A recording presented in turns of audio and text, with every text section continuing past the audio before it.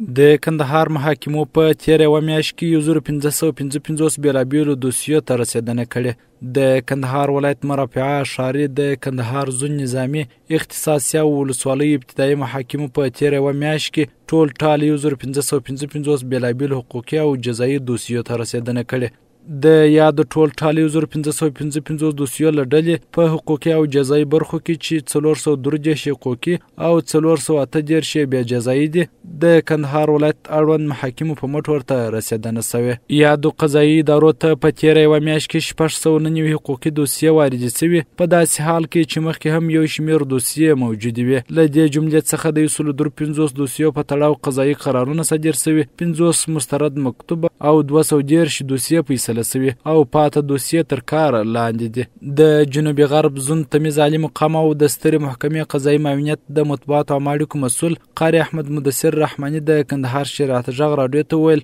په جزایي برخه کې یاد محاکمو ته په تېره یوه میاشت کې 845 جزایي دوسیې واردې سوي، په داسې حال کې چې مخکې هم یو شمېر دوسیې موجودې وې. له دې جملې څخه د 145 دوسیو په تړاو قضایي قرارونه صادر سوي، 43 مسترد مکتوب او 240 دوسیې فیصله سوي او پاته دوسیې تر کار لاندې دي. یادو قضایي ادارو په تېرې یوه میاشت کې په حقوقي برخه کې د 153 حقوقي دوسیو په تړاو قضایي قرارونه صادر کړي،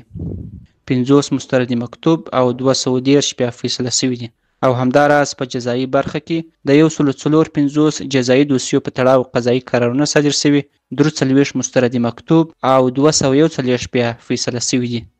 ښاغلي رحماني زیاته کړه، د کندهار ولایت محاکمو اړوند د وثایقو برخه هم د نورو په څېر په پوره توان سره خپل اړوند قضایي چارې مخته وړي، چې له مخې په تېره یوه میاشت کې ټول ټال 916 بېلابېلې وثیقې اجرا کړي دي. د کندهار ولایت قضایي محاکم او ادارې د هر کله په څېر خپل قضایي فعالیتونه ترسره کوي. د همدې ادارې مسؤلین هیواد کې د انصاف تامین، د قانون پلي کول او د شخړو د حل لپاره مهمې چارې ترسره کوي. همدا ادارې د مظلوم د غږ رسولو، عدالت برپایه کولو، د شخړو د حل او په ټولنه کې د جرایمو کچې ټیټولو لپاره یو غوره ادرس دی.